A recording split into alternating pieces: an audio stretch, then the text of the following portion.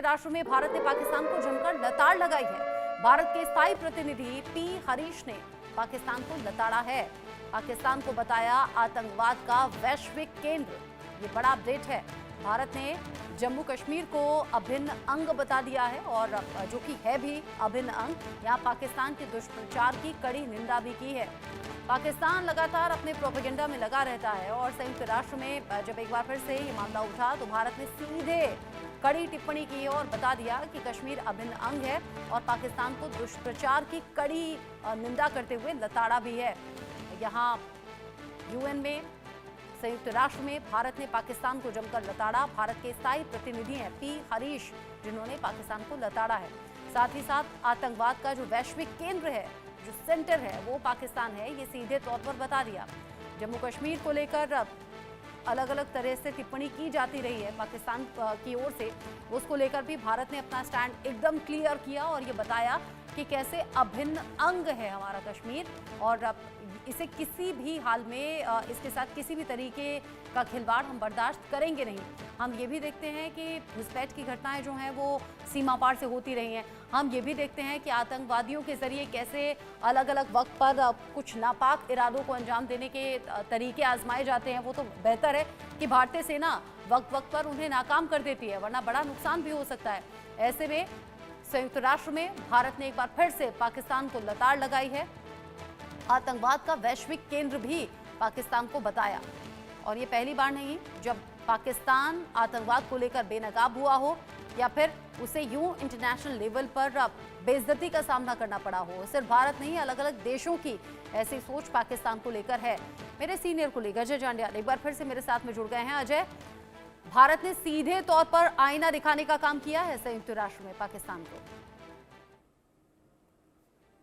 देखिए, बिल्कुल जिस तरीके से लगातार पाकिस्तान पिछले लंबे समय से 3 दशक से ज्यादा वक्त हो चला है जब पाकिस्तान लगातार भारत में आतंकी गतिविधियों को अंजाम दे रहा है, युवाओं को रेडिकलाइज कर रहा है, कभी किसी इस्लाम के नाम पर, कभी कश्मीर के नाम पर, और भड़का कर उन्हें जम्मू कश्मीर में आतंकी गतिविधियों के लिए इस्तेमाल कर रहा है। ये साफ दिखाता है। और अब सिर्फ जम्मू कश्मीर और भारत ही नहीं बल्कि दुनिया में कई ऐसे आतंकी हमले हुए हैं जिसके पीछे पाकिस्तान सामने आया, चाहे अलकायदा के हमले रहे, चाहे जो ट्विन टावर पर हुए या उसके अलावा भी कई। तो ये साफ दिखाता है कि पाकिस्तान बुरी तरीके से पहले से एक्सपोज है और भारत ने समय समय पर आतंकवाद के मुद्दे को जब भी दुनिया के सामने रखा है, अंतर्राष्ट्रीय पटल पर रखा है, तो उसमें ये बताया है कि पाकिस्तान किस कदर जो है आतंकी गतिविधियों के पीछे है और पाकिस्तान एक टेरर फैक्ट्री है।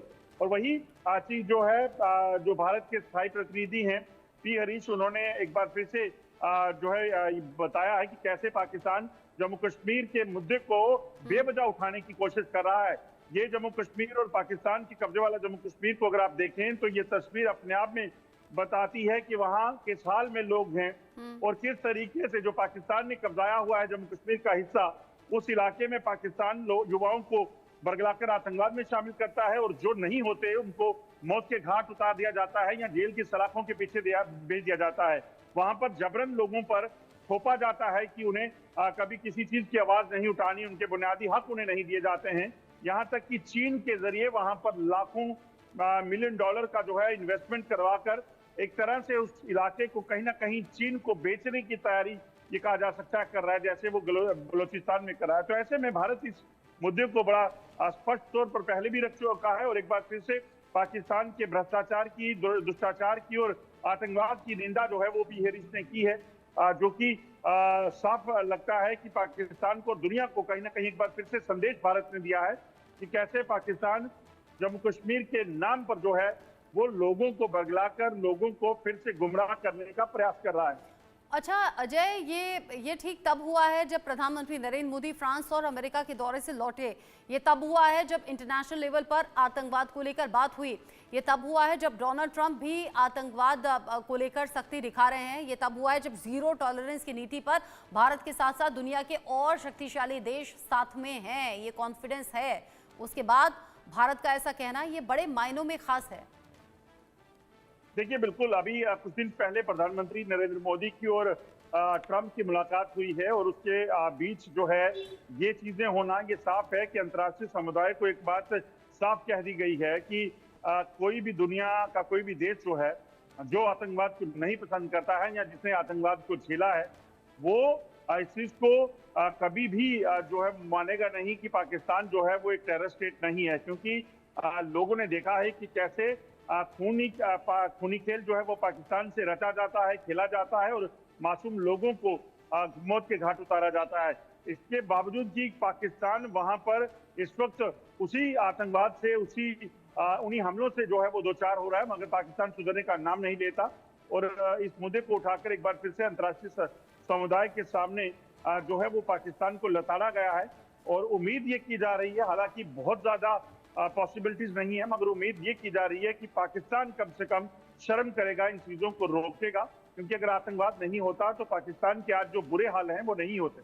अच्छा, यही अगला सवाल मैं अजय आपसे करना चाहती थी। मैं पूछना चाहती थी कि इसका असर होगा क्या पाकिस्तान पर, जो मोटी चमड़ी का पाकिस्तान है, जो कभी ना तो सुधरता है, ना इन हरकतों से बाज आता है, अपने खुद के घर में खाने को रोटी नहीं और बाहर जिस तरीके से वो बारूदी सुरंग तैयार करता है या फिर आतंक पर पूरी फंडिंग लगा देता है या फिर किस तरीके से युवाओं का ब्रेन वॉश करना है, ये आतंक की फैक्ट्री हो गया है पाकिस्तान। क्या इस तरह की बातों से कोई भी असर होगा, वो भी तब जब अब तालिबान से नया चैलेंज मिल ही गया है इन दिनों? देखिए, मैं आपको एक बड़े स्पष्ट शब्दों में कहूं तो पाकिस्तान के कब्जे वाला कश्मीर जो है, जो पीओके का इलाका भारत के जम्मू कश्मीर के साथ लगता है, वहां पर और यहाँ पर हालात ऐसे हैं कि वहां पर लोगों की हालत बेबसी में रहती है। वहां पर आटा जो है वो 200 रुपये, 250 रुपये किलो, 300 रुपये किलो मिलता है और तारबंदी के इस तरफ वही चीज 40 रुपये किलो बिकती है।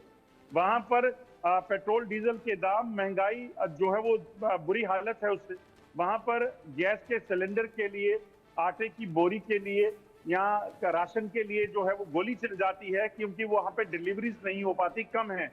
और जो जम्मू कश्मीर का इलाका है वहां पर पिछले कई सालों से, कोविड के बाद से जो है, आज भी लोगों को मुफ्त राशन दिया जा रहा है सरकार की तरफ से। क्योंकि अभी भी सरकार ये मानती है कि लोगों को अभी भी जो कोविड में नुकसान हुआ है उसकी भरपाई नहीं हो पाई है, इसलिए उनको सरकार की मदद चाहिए। तो ये तस्वीरें बताती हैं, एक तरफ 400 रुपए किलो आटा खरीदते हैं, एक तरफ मुफ्त में राशन मिल रहा है। तो सोचिए कि कहाँ की तस्वीर कैसी है। और ये सारी चीजें जो सरकार ने मुमकिन की हैं, यही वजह है कि आज देश के प्रधानमंत्री जो हैं वो पाकिस्तान में खासकर ज्यादा फेमस हो रहे हैं, उनकी चर्चा वहां पर ज्यादा है।